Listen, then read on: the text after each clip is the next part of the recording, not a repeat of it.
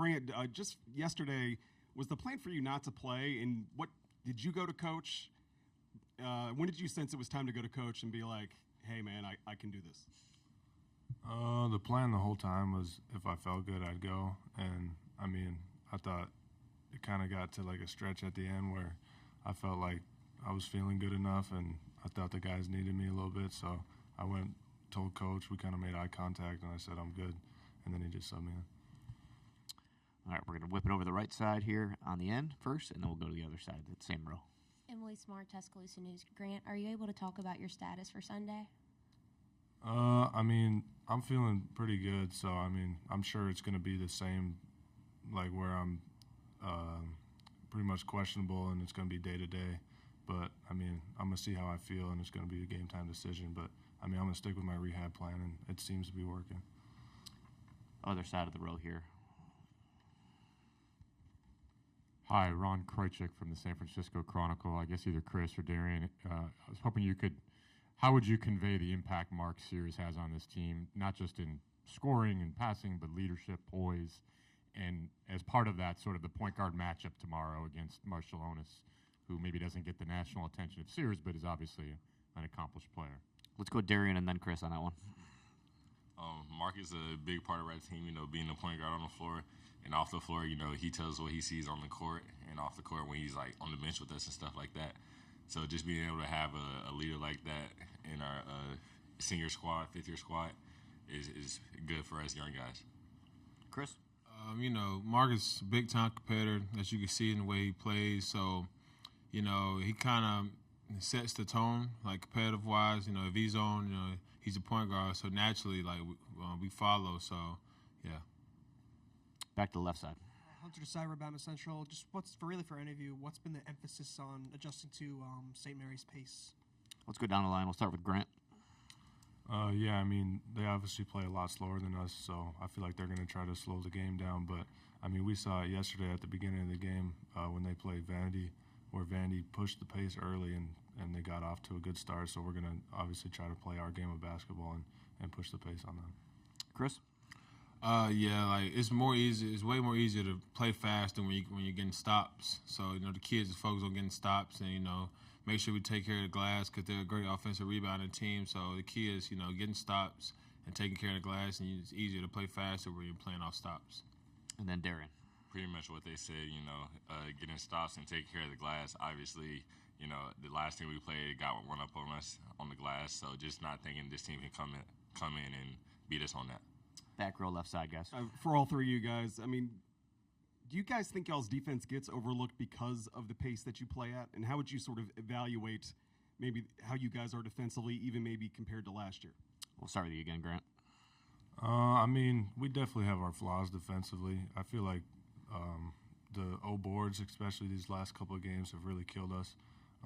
But I mean, I think we do have a solid defense, and when we lock in, I feel like we're one of the best defensive teams in the country. But that's kind of been here and there. But I feel like now is really the time where we need to lock in fully and make every possession be the possession that's going to win the game, pretty much. Chris? Yeah, like Grant said, we definitely have our flaws. Like, we're not perfect, but we have all the capabilities. Like, we're long, we're athletic, we're fast, we're strong. Got a big cliff down there to anchor our defense. So, obviously you play fast, you get more possessions. So, there's more possessions for you to make flaws on defense. But, it's something we'll take care of in the near future. And then Derrion. I definitely think our defense gets overlooked, with the pace we play at. And that's just one thing we got to show to y'all. Honestly, all the media talking about we don't have defense and stuff like that. Just something for us to prove wrong, honestly. All right, we're going to have two questions on the right side, guys. We'll start in the back.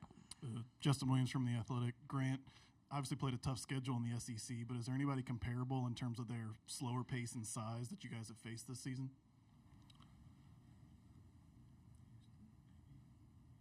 Yeah, I mean, Houston, they're not in the SEC, but that's probably the closest we played, just how physical they are and how hard they crash the glass. And then, I mean, Texas A&M, they crash. I mean, I think they're number one in rebounding rate, and St. Mary's number two. So, I mean, definitely those two teams. But I don't know if we played a team that has played as slow offensively and, like, try to really run the clock. Let's go to the third row here. For Grant, sort of a follow-up on my earlier question about Mark. Any example you can think of his game this year where his leadership, his poise, being a fifth-year senior, sort of helped carry you guys through a tough time? Yeah, I mean, I think it shows every game, just like the way he starts, and when he's getting the ball out of his hands early in the game, I feel like the rest of the guards start to follow. And, I mean, you saw it even this last game when he had 10 assists and he was throwing past the cliff that kind of carried over to LeBaron. LeBaron was throwing crazy lobs. So, I mean, I think it just shows every game, like when he's on and he's locked in, the rest of the guys really seem to follow. Second row right side, guys. For Grant here, listening to St. Mary's the other night post-game, they really talked about wearing teams down. They want to play a full 40 every single time, crash the glass. What's been the message to this team of keeping that effort for a whole game and really crashing the glass and getting there? Yeah, I mean, like I said, we know they're crashing hard every single time, and we've played teams, Texas A&M, Houston, who crash just like them. So we know what we got to do to win. We got to be extra physical, extra tough, and I mean, I think the rest will take care of itself if we really try to focus on that going into this game. Additional questions for the student athletes here on the dais. Third row on the right side. And this is for any of you guys. Emily Smart, Tuscaloosa News again. Did Nate Oates ever make any point to use the career highs that were scored on you guys this season as motivation for the defense? Let's go down the line. And again, we'll start with Derrion on this one. Most definitely, we'll come in next practice here.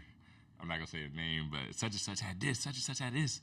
But, we'll just hear it all through practice. So, we take pride in our defense and stuff like that. So we just feel like we need to change something or, upgrade the defense or just go even harder or make sure no more players down the line get their career highs on us.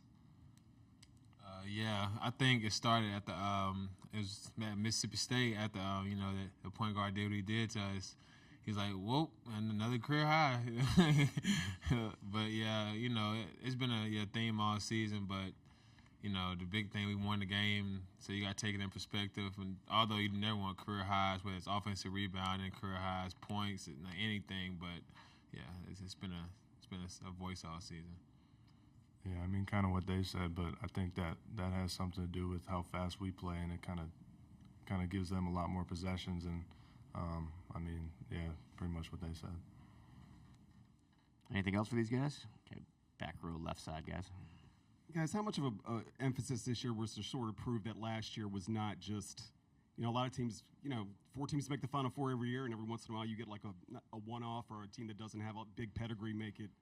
How much of it has been an emphasis to sort of prove that that this is sustainable, that what you guys did wasn't just a one-year thing? Let's go all three again. We'll just go from the left to the right. Derrion, my fault. Derrion. I would say he doesn't harp on it really much with this team. He wants to put it in the past, but obviously we want to get back to that even go farther than we did last year. Well, they did last year. As soon as that ring ceremony ended for last year's team, we kind of wanted to stop talking about it because it's a whole new roster. There's 4 or 5 players from last year's team, so this team hasn't been to the Final Four yet. This group hasn't. So, and we're trying to do more than Final Four with national championship. So, yeah, that's been the talk all season.